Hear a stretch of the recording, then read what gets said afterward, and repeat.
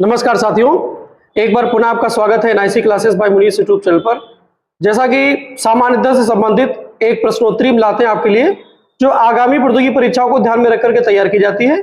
और आगामी प्रतियोगी परीक्षाओं में जहां जहां आपसे सामान्य अध्ययन पूछा जाएगा वहां पर हमारी यह टेस्ट सीरीज जो है निर्णायक सिद्ध होने वाली है, क्योंकि इसमें हम परंपरागत सामान्य अध्ययन के प्रश्नों को आधार मान करके इसको तैयार करते हैं। और इसको बनाने के पूर्व बहुत सारे आयोगों के पाठ्यक्रम को भी देखा जाता है और प्रीवियस ईयर के क्वेश्चन पेपर को भी इसमें हम शामिल करते हैं। और करंट अफेयर्स में जो चीजें बहुचर्चित हैं, जिनकी प्रासंगिकता बहुत ज्यादा बनी होती है, उनको भी हम अपनी सीरीज में शामिल करते हैं। तो बिना देरी के आज की श्रृंखला को हम शुरू करते हैं। पहला प्रश्न हमारा रोज की भांति आज भी भारत की राज्य व्यवस्था से ही लिया गया प्रश्न आपके सामने है। भारतीय संविधान में इनमें से कौन एक मौलिक कर्तव्य नहीं है? आज के प्रश्न की शुरुआत नहीं है से है, क्योंकि हमारी टीम का प्रयास रहता है कि 1 से 2 प्रश्न आपसे में से जरूर पूछें जिनका उत्तर आपको नहीं में देना होता है, क्योंकि जब ऐसा प्रश्न परीक्षा में पूछा जाता है तो वहां पर गलती की संभावना बढ़ जाती है। तो हमें सावधानी पूर्वक कम से कम प्रश्न को 2 बार पढ़ना है। भारतीय संविधान में इनमें से कौन एक मौलिक कर्तव्य नहीं है? नहीं को हमने अंडरलाइन कर दिया। 4 विकल्प यहाँ पर दिए गए हैं। पहला है लोक चुनाव में वोट डालना, दूसरा है वैज्ञानिक दृष्टिकोण को विकसित करना, तीसरा है लोक संपत्ति की सुरक्षा करना, और चौथा और अंतिम विकल्प यहाँ पर है संविधान और इसके आदर्शों को मानना।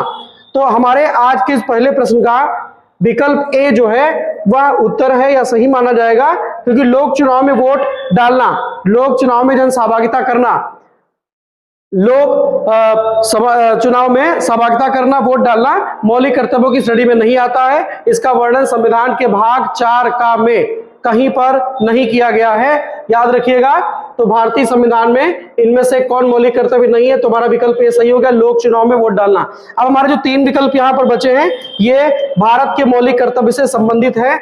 वैज्ञानिक दृष्टिकोण को विकसित करना, हर एक भारत के नागरिक से संविधान के द्वारा अपेक्षा की जाती है कि वह वैज्ञानिक दृष्टिकोण अपने अंदर विकसित करे, जिससे राष्ट्र नई ऊंचाइयों को छू ले।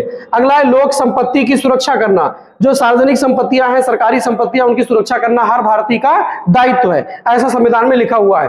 अगला है संविधान और इसके आदर्शों को मानना, संविधान इसके आदर्शों को मानना, राष्ट्र ध्वज, राष्ट्रीय गीत और राष्ट्रगान का सम्मान करना हर भारतीय नागरिक का दायित्व निर्धारित किया गया है, ऐसा संविधान में उल्लेखित है। अब हम बात करते हैं मौलिक कर्तव्यों की। मौलिक कर्तव्यों का प्रावधान भारत के मूल संविधान में नहीं किया गया था। जो मौलिक कर्तव्य हैं वह भारत के मूल संविधान में शामिल नहीं थे, ठीक है, याद रखिएगा।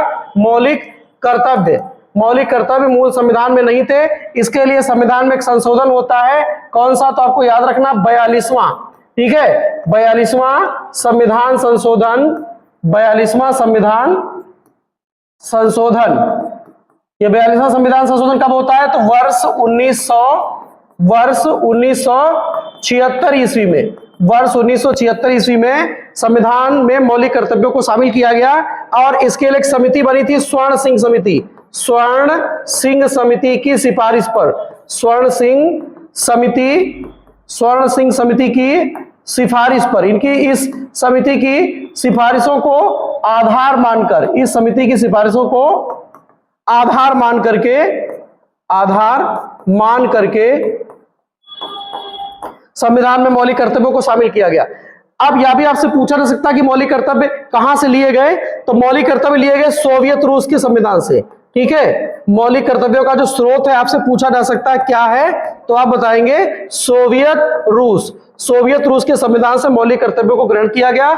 मूल संविधान में मौलिक कर्तव्यों का प्रावधान नहीं किया गया था। संविधान के 42वें संविधान संशोधन अधिनियम 1976 के द्वारा इनको संविधान में जोड़ा गया। और वर्ष 1976 में जब संविधान में मौलिक कर्तव्य जोड़े गए तो उनकी संख्या 10 थी, और वर्तमान में मौलिक कर्तव्यों की संख्या 11, याद रखिएगा। वर्तमान में मौलिक कर्तव्यों की जो संख्या है वह 11 बताई गई है। और 11वां मौलिक कर्तव्य जो है वह 86वें संविधान संशोधन अधिनियम वर्ष 2002 के द्वारा संविधान में शामिल किया गया।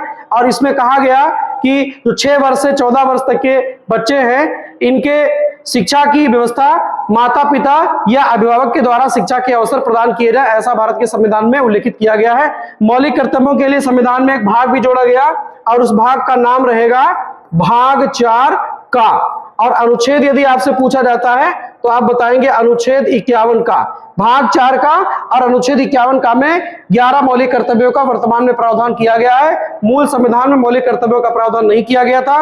मौलिक कर्तव्यों को सोवियत रूस के संविधान से ग्रहण किया गया है और वर्ष 1976 में गठित स्वर्ण सिंह समिति की सिफारिशों को आधार मान के संविधान में 42वां संविधान संशोधन हुआ, जिसके द्वारा 10 मौलिक कर्तव्य जोड़े गए और वर्तमान में जिनकी संख्या 11 है। मौलिक कर्तव्यों की जो प्रवृत्ति है वह वाद योग्य नहीं है। मौलिक कर्तव्यों को न्यायालय के द्वारा प्रवर्तनीय नहीं किया जा सकता है, अर्थात किसी भी प्रकार से मौलिक कर्तव्यों के उल्लंघन पर न्यायालय नहीं जाया जा सकता है। आगे बढ़ते हैं, अगला प्रश्न आपके सामने है, जादूगुड़ा किस प्रमुख खनिज के लिए विश्व प्रसिद्ध है? थोरियम, यूरेनियम, लिथियम और स्वर्ण। 4 विकल्प यहां पर आपको दिए गए हैं और पूछा गया कि जादूगुड़ा जो है वह एक प्रमुख खान है, वह किस लिए प्रसिद्ध है, कौन से खनिज के लिए प्रसिद्ध है? तो इस प्रश्न का सही जवाब है यूरेनियम। ठीक है, यूरेनियम एक परमाणु ईंधन है, खनिज है, जिसका प्रयोग परमाणु ऊर्जा के क्षेत्र में किया जाता है और इसके 2 प्रमुख प्रयोग होते हैं, एक सैन्य एक गैर सैन्य। सैन्य प्रयोग में इससे परमाणु बम बनाया जाता है, मिसाइल बनाई जाती है जिससे जनसंहार होता है, और असैन्य प्रयोग में इससे बिजली बनाई जाती है और तमाम लोक कल्याणकारी चीजों को इससे चलाया जाता है। मानव का जीवन जो है सुगम बनाया जाता है, सुविधापूर्वक बनाया जाता है। तो इसके 2 प्रयोग है, एक सैन्य और एक गैर सैन्य। जादूगुड़ा जो खदान है, इसकी जो अगर हम बात करें स्थिति कहां पर है, तो यह भारत की प्रमुख खनिज बाहुल्य राज्य झारखंड में, याद रखिएगा। जादूगुड़ा कहां पर है? तो राज्य आपको याद रखना जो बिहार से अलग हुआ है, झारखंड। झारखंड राज्य में जादूगुड़ा जो खान है वह स्थित है और सिंहभूमि जिले में, ठीक याद रखिएगा। इसका जिला भी नोट कर लीजिएगा, पूर्वी सिंहभूमि, ठीक है, पूर्वी सिंहभूमि जनपद में यह जो खान है वह स्थित है। यूरेनियम के लिए प्रसिद्ध है, विश्व प्रसिद्ध है और बड़े पैमाने पर यूरेनियम का उत्पादन यहां पर किया जाता है। अब हम बचे वाले विकल्पों पर बात करेंगे। अगर हम बात करें खनिज की, तो भारत में थोरियम के भंडार केरल राज्य में पाए जाते हैं। ठीक है, भारत में थोरियम के भंडार केरल राज्य में सबसे ज्यादा पाए जाते हैं। अब तीसरे विकल्प पर आते हैं, लिथियम। लिथियम एक प्रमुख खनिज है और जिसका प्रयोग इलेक्ट्रॉनिक व्हीकल में जो तमाम लैपटॉप, कंप्यूटर, इलेक्ट्रॉनिक गैजेट्स हैं, इनको बनाने में लिथियम का प्रयोग बड़े पैमाने पर किया जाता है। और भारत के लिए बहुत बड़ी उपलब्धि है कि भारत में लिथियम के भंडार की खोज की जा चुकी है। जम्मू कश्मीर केंद्र शासित प्रदेश के रियासी जनपद में बड़े पैमाने पर लिथियम के भंडार भारत को मिल चुके हैं। तो लिथियम एक प्रकार का खनिज है और इसका प्रयोग कहां पर होता है? तो इसका प्रयोग इलेक्ट्रॉनिक वाहनों में होता है और याद रखिएगा इसका प्रयोग कंप्यूटर, लैपटॉप, मोबाइल सहित तमाम इलेक्ट्रॉनिक गैजेट्स में होता है। और लिथियम के भंडार भारत में सबसे ज्यादा कहां पर है? तो जनपद का नाम रहेगा रियासी, केंद्र शासित प्रदेश, ठीक है, केंद्र शासित प्रदेश जम्मू कश्मीर, केंद्र शासित प्रदेश जम्मू कश्मीर में लिथियम के प्रचुर भंडार मिल चुके हैं। और जम्मू कश्मीर के पश्चात अगर आपसे पूछा जाएगा कि लिथियम के भंडार और कहां पर पाए गए हैं, तो लिथियम के भंडार राजस्थान के नागौर जनपद में भी पाए गए। ठीक है, एक जनपद राजस्थान का बहुत प्रसिद्ध है, नागौर जनपद में भी लिथियम के प्रचुर भंडार पाए गए। अब बात करेंगे हम स्वर्ण की। ठीक है, स्वर्ण अर्थात सोना, इसके सर्वाधिक भंडार भारत में कर्नाटक राज्य में पाए जाते हैं। ठीक है, कर्नाटक है और कर्नाटक सहित कई दक्षिण भारतीय राज्य हैं, तमाम राज्यों में सोने के भंडार पाए जाते हैं। और सबसे अधिक तन्यता वाली धातु भी पूछा जाएगा तो आप जवाब देंगे सोना जो है वह सबसे अधिक तन्यता वाली धातु है। अगला प्रश्न आपके सामने, इनमें से कौन भारत की प्राकृतिक बंदरगाह है? 4 यहां पर दिए हुए बंदरगाह, चेन्नई, कोच्चि, तूतीकोरिन और विशाखापत्तनम। नीचे दिए गए कूट से सही उत्तर की पुष्टि करिएगा।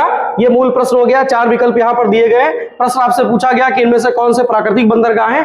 पहला 1 तथा 2 अर्थात चेन्नई और कोच्चि। दूसरा विकल्प है 1 तथा 3 अर्थात चेन्नई और तूतीकोरिन। तीसरा विकल्प है 2 तथा 3 अर्थात कोच्चि और तूतीकोरिन। और चौथा विकल्प यहां पर दिया 2 और 4 अर्थात कोच्चि और विशाखापत्तनम। तो इस प्रश्न का सही जवाब है विकल्प डी, 2 और 4 अर्थात कोच्चि और विशाखापत्तनम नाम के जो बंदरगाह हैं यह प्राकृतिक बंदरगाह हैं, यह कृत्रिम बंदरगाह की श्रेणी में नहीं आते हैं। याद रखिएगा भारत के तटवर्ती राज्यों की संख्या 9 है और भारत प्राचीन काल से समुद्री व्यापार का प्रमुख केंद्र बना हुआ है। अब यहां पर हम बात करेंगे इन बंदरगाहों की स्थिति क्या है। तो जो चेन्नई है, चेन्नई बंदरगाह, ठीक है, चेन्नई बंदरगाह कहां पर पड़ेगा? तो राज्य आएगा तमिलनाडु। ठीक है, राज्य कौन सा? तो तमिलनाडु। और आपसे पूछा जाएगा घाट कौन सा? तो पूर्वी घाट। पूर्वी घाट। और पूर्वी घाट किससे संबद्ध है? तो बंगाल की खाड़ी से। बंगाल की खाड़ी, बंगाल की खाड़ी से संबद्ध है और यह एक कृत्रिम बंदरगाह है। दूसरा विकल्प है कोच्चि। ठीक है, कोच्चि, जिसे कोचीन के नाम से भी जाना जाता है। यह कहां पर है? तो राज्य आएगा केरल, जिसका नया नाम हो गया है केरलम। और घाट कौन सा होगा? तो आप बताएंगे पश्चिमी। और वाटर बॉडी कौन सी यहां पर होगी? तो अरब सागर। ठीक है, अरब सागर, याद रखिएगा, अरब सागर जलराशि होगी। अगले हैं, निम्नलिखित में से किस देश से होकर के भूमध्य रेखा गुजरती है? चार विकल्प यहां पर दिए गए, भारत, पाकिस्तान, केन्या और मैक्सिको। चार विकल्पों में आपको यह बताना है कि इनमें से किस देश से होकर के भूमध्य रेखा गुजरती। भूमध्य रेखा अर्थात इक्वेटर लाइन या विषुवत रेखा किस देश से होकर के गुजरती, जो पृथ्वी को दो बराबर भागों में विभाजित करने वाली एक काल्पनिक रेखा है। तो इस प्रश्न का जो सही जवाब है वह माना जाएगा केन्या। ठीक है, केन्या से होकर के भूमध्य रेखा गुजरती है और भूमध्य रेखा पूरे विश्व के 13 देशों से होकर के गुजरती है। आपसे पूछा जाएगा भूमध्य रेखा जो इक्वेटर लाइन है वह कितने देशों से होकर गुजरती है? 13 देशों से होकर के गुजरती है। ठीक है, यह रेखा 13 देशों से होकर के गुजरती है। और इन देशों की अगर हम स्थिति देखें तो इसमें एक देश आपके सामने है केन्या।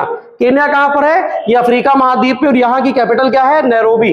याद रखिएगा, केन्या अफ्रीका महाद्वीप का एक प्रमुख देश है और इसकी राजधानी नैरोबी है। अब हम बात करेंगे ऐसे कौन कौन से देश हैं जहां से होकर के भूमध्य रेखा गुजरती है। तो भूमध्य रेखा कितने महाद्वीपों से गुजरती है? तो आपका जवाब होगा 3। ठीक है, अगर आपसे पूछा जाए महाद्वीप कौन कौन से हैं जहां से भूमध्य रेखा गुजरती है, तो आपका जवाब होगा 3। अब वो कौन से महाद्वीप हैं जहां से होकर के भूमध्य रेखा अर्थात इक्वेटर लाइन या 0 डिग्री अक्षांश रेखा गुजरती है? तो उन महाद्वीपों में दक्षिणी अमेरिका, अफ्रीका और एशिया। ठीक है, एक महाद्वीप होगा दक्षिण अमेरिका। दक्षिण अमेरिका से होकर के भूमध्य रेखा गुजरती है। दूसरा महाद्वीप होगा एशिया। एशिया महाद्वीप से होकर के भूमध्य रेखा गुजरती है। और चौथा महाद्वीप होगा अफ्रीका। ठीक है, चौथा महाद्वीप होगा यहां पर 3 होगा, माफ कीजिएगा, 1, 2 और 3। तीसरा महाद्वीप होगा अफ्रीका, जहां से होकर के भूमध्य रेखा गुजरती है। अब हम बात करेंगे देश कौन कौन से जहां से होकर के गुजरती है। तो भूमध्य रेखा 13 देशों से होकर के गुजरती है, भी आपको याद रखना है। और उन 13 देशों में कौन कौन से देश हैं? तो 13 देशों में अगर प्रमुखता से हम बात करें तो यहां पर केन्या दिया हुआ है, केन्या से ये रेखा गुजरती है। तो पृथ्वी के 2 बराबर भागों से गुजरने वाली भूमध्य रेखा अर्थात इक्वेटर लाइन जो है वह 13 देशों से होकर के गुजरती है और 3 महाद्वीपों से भी यह होकर के गुजरती है, भी याद रखिएगा। और आगे अगर हम बात करें अगले प्रश्न की, तो अगला प्रश्न आपके सामने, डोवर जल संधि किसे जोड़ती है? भारत और श्रीलंका को, इंग्लिश चैनल और उत्तरी सागर को, ठीक है, और ईरान की खाड़ी और फारस की खाड़ी को, या इनमें से कोई नहीं। तो इस प्रश्न का सही जवाब है कि जो डोवर जल संधि है वो किसे जोड़ती है? इंग्लिश चैनल और उत्तरी सागर को। इंग्लिश चैनल और उत्तरी सागर को जोड़ने वाली जो जल संधि है वह डोवर जल संधि है। भारत और श्रीलंका के मध्य पाक जल संधि है, याद रखिएगा, पाक जल संधि भारत और श्रीलंका की मुख्य भूमि को अलग करती है और पाक की खाड़ी और मन्नार की खाड़ी को एक में मिलाती है, उसको जोड़ने का काम करती है। ईरान की खाड़ी और फारस की खाड़ी से संबद्ध है हारमुज। ठीक है, याद रखिएगा, हारमुज जो इस समय बहुत चर्चा में है, हारमुज जल संधि। आगे बढ़ते हैं, अगला प्रश्न आपके सामने, ग्रीष्म काल में उत्तर भारत में चलने वाली पवन को क्या नाम दिया गया है? काल बैसाखी, लू, पछुआ और मैंगो सावर। तो इस प्रश्न का सही जवाब है लू। उत्तर भारत में चलने वाली ग्रीष्मकालीन जो पवन है, गर्म प्रवृत्ति की पवन है और इससे उत्तरी भारत क्षेत्र का तापमान बढ़ जाता है और जनजीवन अस्त व्यस्त हो जाता है। तो इस पवन का नाम है लू। ठीक है, याद रखिएगा, यह पूरे उत्तर भारत में अपना प्रभाव डालती है और सामान्यतः तापमान में वृद्धि भी हो जाती है। अगर हम बात करें यहाँ पर बचे वाले विकल्पों पे, तो पहला विकल्प यहाँ पर दिया हुआ है काल बैसाखी। ठीक है। काल बैसाखी क्या है, पूर्व की परीक्षाओं में पूछा भी जा चुका है। तो काल बैसाखी को नार्वेस्टर भी बोला जाता है। यह मानसून के पहले तूफान के साथ में वर्षा होती है और अप्रैल से मई के बीच में यह पवन जो है वह सक्रिय हो जाती है। बंगाल, बिहार तथा अन्य कई राज्यों में इसका प्रभाव देखा जाता है और कुछ हद तक गर्मी से कुछ दिनों के लिए इसके प्रभाव से राहत भी लोगों को मिल जाती है। अगला जो विकल्प यहां पर दिया है पछुआ पवन, तो पछुआ पवन के बारे में जानेंगे। यहां से भी पूर्व की परीक्षाओं में प्रश्न पूछे जा चुके हैं। पछुआ पवन क्या है, कहां से कहां तक ये चलती है? तो पछुआ पवन पृथ्वी के दोनों गोलार्धों में उत्तरी और दक्षिणी के मध्य 30 डिग्री से 7 डिग्री अक्षांश के बीच में ये पवनें चलती हैं, इनका प्रचलन देखा जाता है। अगला जो दिया है इसमें मैंगो सावर, ठीक है। मैंगो सावर नाम की जो पवन है वो कहां पर पाई जाती है, इसका क्या प्रभाव है? तो ये प्री मानसून पवन है, मार्च से मई के बीच केरल और कर्नाटक, ठीक है। मार्च महीने से मई के मध्य, ठीक है, मई के मध्य इसका प्रभाव ज्यादातर देखा जाता है केरलम और कर्नाटक में। केरलम और कर्नाटक में इसका प्रभाव ज्यादा देखा जाता है। अगला प्रश्न है स्मार्ट मनी शब्द का प्रयोग होता है इंटरनेट बैंकिंग में, क्रेडिट कार्ड में, बैंक के बचत खातों में या बैंक के चालू खातों में? तो इस प्रश्न का सही जवाब है कि स्मार्ट मनी शब्द का प्रयोग होता है क्रेडिट कार्ड के लिए। याद रखिएगा, क्रेडिट कार्ड के लिए। अगला प्रश्न आपके सामने है विश्व निवेश रिपोर्ट इनमें से कौन जारी करता है? विश्व बैंक, अंतरराष्ट्रीय मुद्रा कोष, व्यापार और विकास पर संयुक्त राष्ट्र सम्मेलन, संयुक्त राष्ट्र विकास कार्यक्रम। 4 विकल्प यहां पर दिए गए हैं। आपको बताना है कि विश्व निवेश रिपोर्ट कौन जारी करता है। इस निवेश में समूचे विश्व में कहां कहां पर एफडीआई के तहत कौन सा देश कितना ज्यादा निवेश करता है, इसको भी यहां पर इंगित किया जाता है, इसको प्रदर्शित किया जाता है कि एफडीआई का निवेश, फॉरेन डायरेक्ट इन्वेस्टमेंट अर्थात प्रत्यक्ष विदेशी निवेश का प्रभाव कहां कहां पर ज्यादा है, किस देश में एफडीआई का निवेश ज्यादा करके रखा है, ये टाइटल इस रिपोर्ट का होता है। तो यह रिपोर्ट जो है व्यापार और विकास पर संयुक्त राष्ट्र सम्मेलन के द्वारा जारी की जाती है और इसका मुख्य विषय क्या है? एफडीआई, फॉरेन डायरेक्ट इन्वेस्टमेंट अर्थात प्रत्यक्ष विदेशी निवेश, ठीक है। प्रत्यक्ष विदेशी निवेश के बारे में यह रिपोर्ट अपना वर्णन पेश करती है। अगला प्रश्न आपके सामने है इनमें से कौन भारत के राष्ट्रीय जलवायु परिवर्तन कार्य योजना के 9 मिशनों में शामिल नहीं है? अब ये प्रश्न ऐसा फिर आ गया जहां पर उत्तर आपको नहीं भी देना है, इसे हमने अंडरलाइन कर लिया है। इनमें से कौन भारत के राष्ट्रीय जलवायु परिवर्तन कार्य योजना के 9 मिशनों में शामिल नहीं है? सौर शक्ति, वनीकरण, नाभिकीय शक्ति, अपशिष्ट ऊर्जा से परिवर्तन। तो इस प्रश्न का सही जवाब है नाभिकीय शक्ति को इसमें शामिल नहीं किया गया है। आपसे पूछा जा सकता है कि भारत के राष्ट्रीय जलवायु परिवर्तन कार्य योजना में कितने मिशन है, तो आपका जवाब होगा 9, उसमें 9 मिशनों को शामिल किया गया है। अगला प्रश्न आपके सामने इनमें से कौन एक कृत्रिम पारिस्थितिकी तंत्र का उदाहरण है? इक्वेरियम, झील, वन और घास के मैदान। तो इस प्रश्न का विकल्प ए सही माना जाएगा। इक्वेरियम जो है वह पारिस्थितिकी तंत्र का कृत्रिम उदाहरण है। अगला प्रश्न है कंप्यूटर प्रौद्योगिकी में हॉटमेल को कब शुरू किया गया? 4 विकल्प यहां पर दिए गए। सामान्यतः कंप्यूटर प्रौद्योगिकी के जुड़े हुए सवाल भी पेपर में पूछे जाते हैं। तो हॉट मनी का प्रयोग, मतलब हॉट मनी की शुरुआत कब से की गई? तो वर्ष 1996 से हॉट मनी को प्रयोग में लाया गया है। अगला प्रश्न है प्लास्टर ऑफ पेरिस किससे बनता है? 4 विकल्प में बलुआ पत्थर से, चूना पत्थर से, जिप्सम से या संगमरमर से। तो सही जवाब है जिप्सम से। जिप्सम से प्लास्टर ऑफ पेरिस बनता है जो कि एक प्रकार का खनिज है। 1795 में प्रकाशित मद्रास गजट का संपादन किसके द्वारा किया गया था? 4 विकल्प यहां पर है। राजा राममोहन राय, जी.आर. विलियम्स, दादा भाई नौरोजी या जेम्स ऑगस्ट हिकी। इस प्रश्न का सही जवाब है जी.आर. विलियम्स के द्वारा 1795 में मद्रास गजट नाम का समाचार पत्र जो है वह संपादित किया गया था। अब पहले विकल्प पर यहां पर दिए राजा राममोहन राय। राजा राममोहन राय को भारत में पत्रकारिता का अग्रदूत कहा गया है और भारतीय पुनर्जागरण का पितामह कहा गया है। इनका पूरा नाम था राममोहन राय। इनको अकबर द्वितीय के द्वारा राजा की उपाधि दी गई और अकबर द्वितीय ने अपने पेंशन से संबंधित मुद्दों को सुलझाने के लिए इनको ब्रिटेन भेजा और 1833 ईस्वी में इनकी मृत्यु ब्रिटेन के ब्रिस्टले नामक स्थान पर हो गई। ये भी आपको नोट कर लेना अपनी नोटबुक में। इन्हें भारतीय पुनर्जागरण का पितामह भी कहा जाता है। इन्होंने सती प्रथा को विधि विरुद्ध घोषित करवाने में बहुत महत्वपूर्ण भूमिका निभाई और इनके द्वारा प्रमुख समाचार पत्र भी प्रकाशित किए गए। इनके द्वारा प्रमुख समाचार पत्र प्रकाशित किया गया जिसका नाम था मिरातुल अखबार। ये पहला समाचार पत्र है इनके द्वारा प्रकाशित, मिरातुल अखबार। ठीक है। मिरातुल अखबार के संपादक आपसे पूछे जाएंगे। इसकी भाषा भी नोट कर लीजिएगा, यह फारसी भाषा में आता था। और दूसरा था संवाद कौमुदी, ठीक है, संवाद कौमुदी। संवाद कौमुदी यह साप्ताहिक था। इसकी भाषा भी नोट करेंगे, बंगला, ठीक है, यह बंगला भाषा में था। और पहली बार इसमें बड़े पैमाने पर सती प्रथा का विरोध किया गया था, ठीक है। आपसे पूछा जा सकता है कि सती प्रथा का विरोध बड़े पैमाने पर किस समाचार पत्र में किसके द्वारा किया गया, तो सही जवाब होगा संवाद कौमुदी। संपादक कौन है? राजा राम मोहन राय। भाषा कौन सी है? बंगला। और सती प्रथा का इसमें पहली बार बड़े पैमाने पर विरोध किया गया था। अगला प्रश्न आपके सामने है, अभी हाल ही में चर्चा में रहे नार्डिक समूह में कितने देश शामिल हैं? विकल्प है 4, 5, 7 और 10।